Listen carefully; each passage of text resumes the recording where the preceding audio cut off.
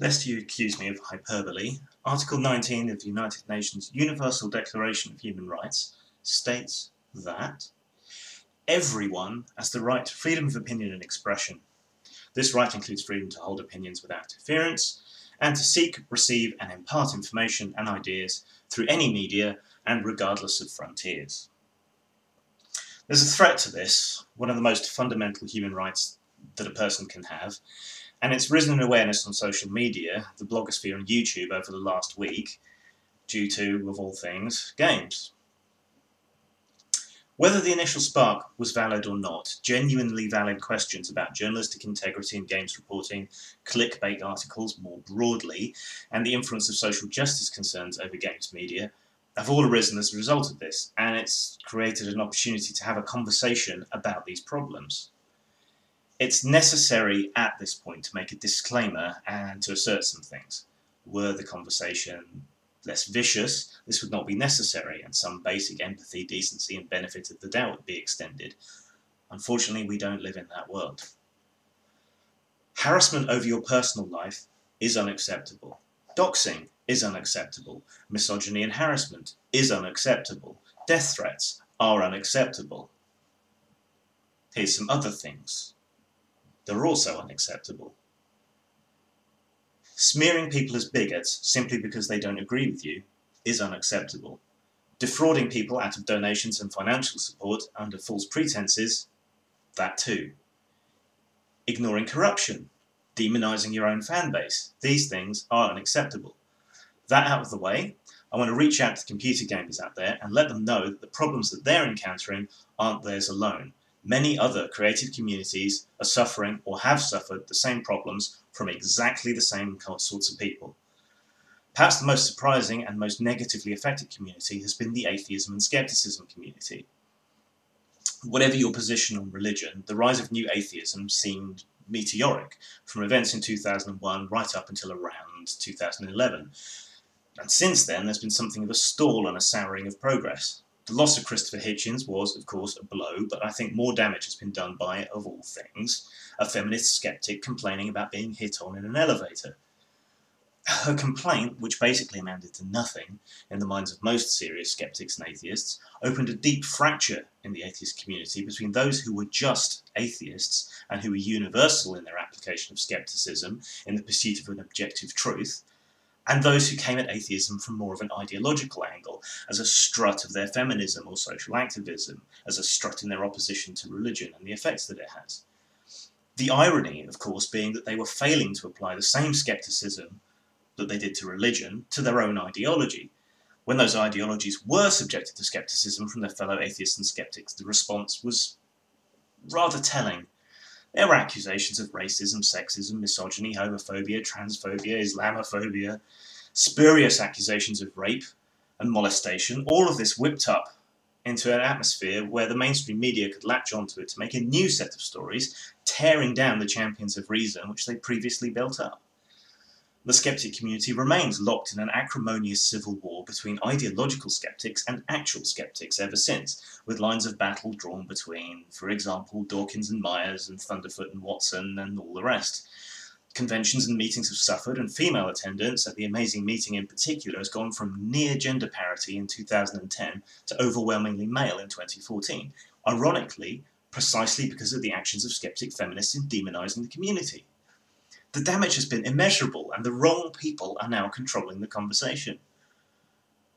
The world of science fiction and fantasy writing is not one in which you'd expect to see support for censorship and shaming of any sort. Yet here too we've seen the same kinds of problems emerge. And I'm including comics here, which most recently erupted with ignorant hatred towards Milo Manara over his Spider-Woman cover. Guy's an erotic artist, what do you expect? If your work doesn't fall within an acceptable boundary, it's going to be demonised. If you happen to be white, straight and male and not constantly apologising for that fact and trying to compensate for it, you're going to be held under suspicion. It's hard to judge quite where the problem started in science fiction and fantasy, but a good jumping off point around the same kind of time period of the issues around atheism and skepticism would be around Race Veil, which I think was in 2009, though similar arguments go all the way back to the emergence of new wave science fiction in the late 60s.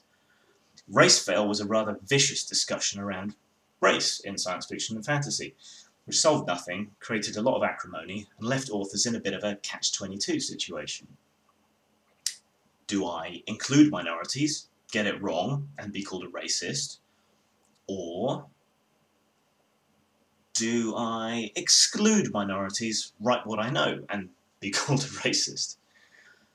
Since 2009, things have only gotten worse, and perhaps the most telling example was the social justice crowd garnering enough influence to pressure Jonathan Ross into not hosting the Hugo Awards, for spurious reasons that remain largely unclear, but amount to subjective opinion that he's problematic in some way, which really shot the awards in the foot.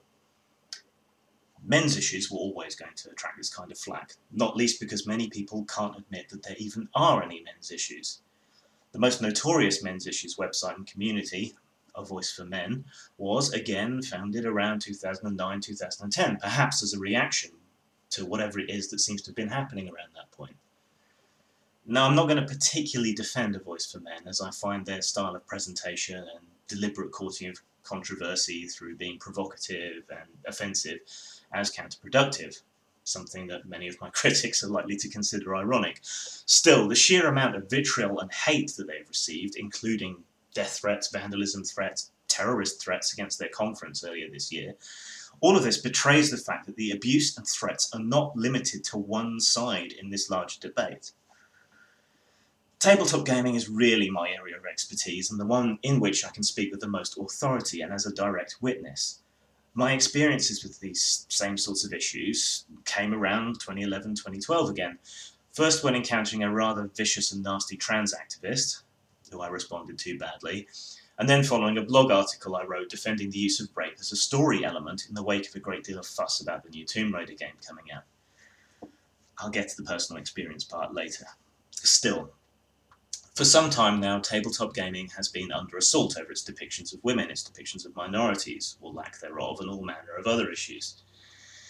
Tabletop gaming has been particularly vulnerable, I think, because of the Satanic Panic and how it affected gaming in the 80s through to the early 90s.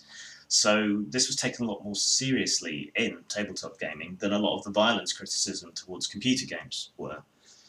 Tabletop gamers have always been a bit more keen to accommodate, a bit more evangelical about their hobby, and more keen to soothe the concerns of others because of this traumatizing experience. Tabletop gamers want more people to play, and they especially want women and minorities to play. They want everyone to enjoy what they do.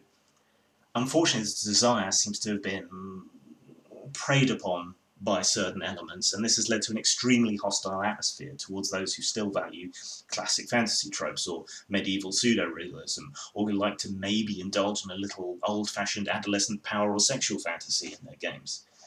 Keyword being fantasy there.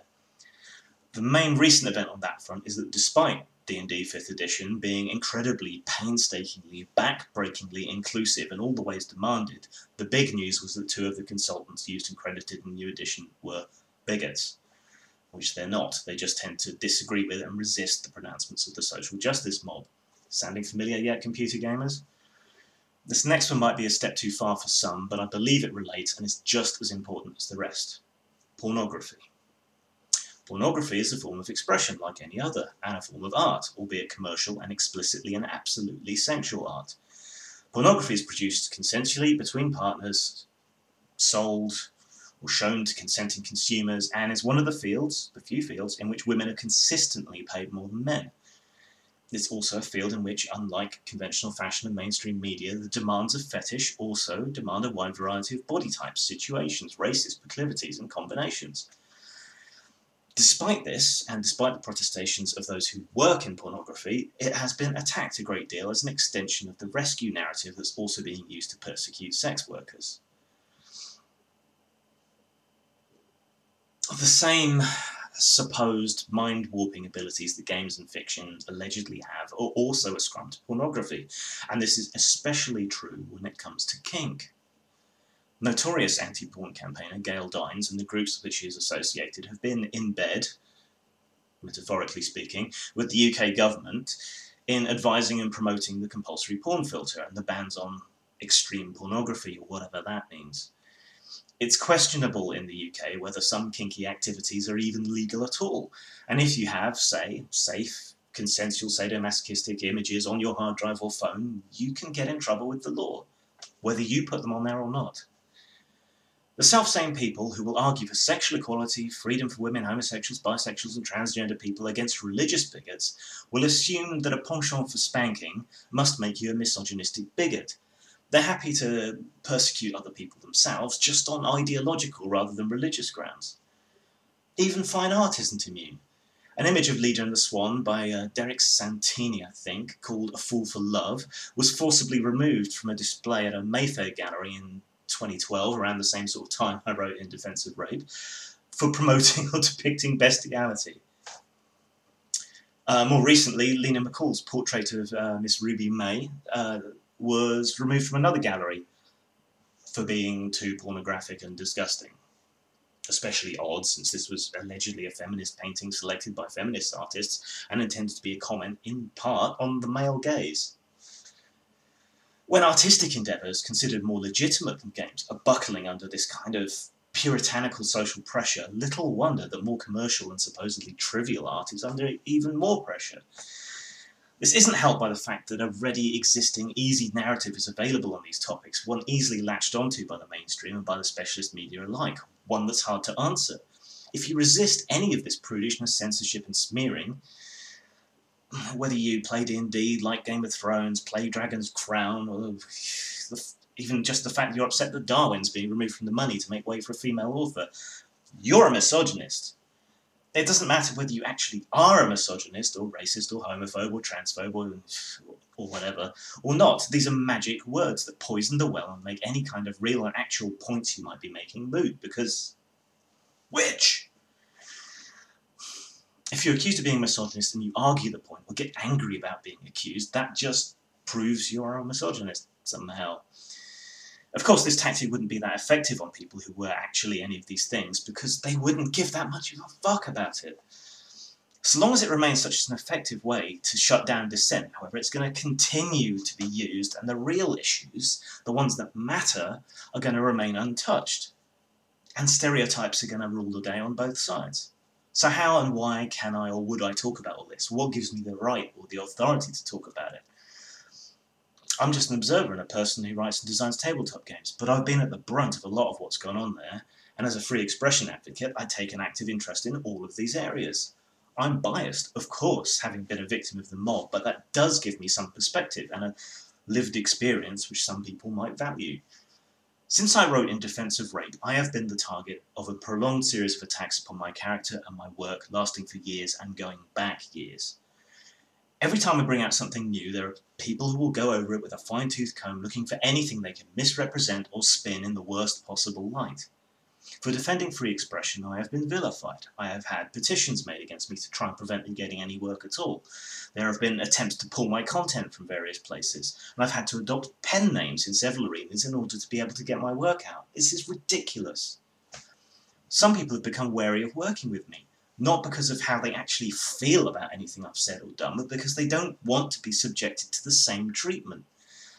The very people you often hear going on about harassment and threats and Twitter bullies and so on are, in my experience, the people more likely to be doing that. So what's the difference between them and actual trolls? Trolls hide behind sock puppet accounts. They have no consistent identity, and they do what they do specifically to get a rise out of people. They rarely believe anything they're actually saying.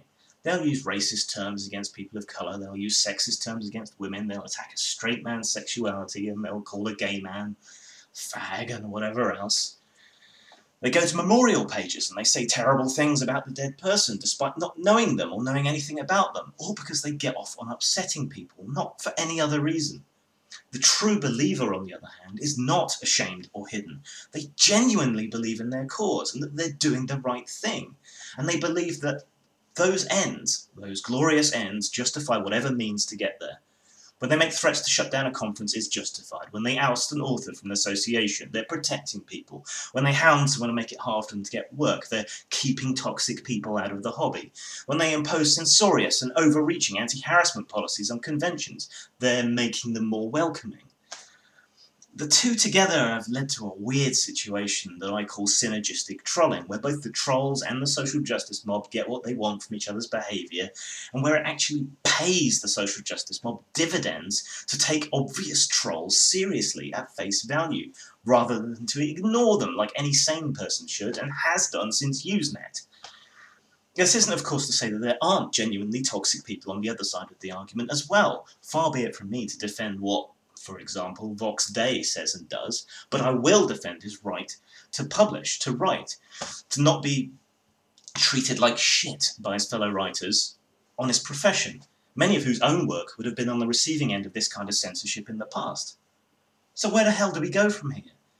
This is a much broader conversation than one limited to gaming, and while I think games are important, it is a conversation that's too important to be limited to gaming. Except it isn't a conversation. It's trolls and social justice accusations, with your average content creator and consumer caught in the crossfire and all too often conflated with the trolls.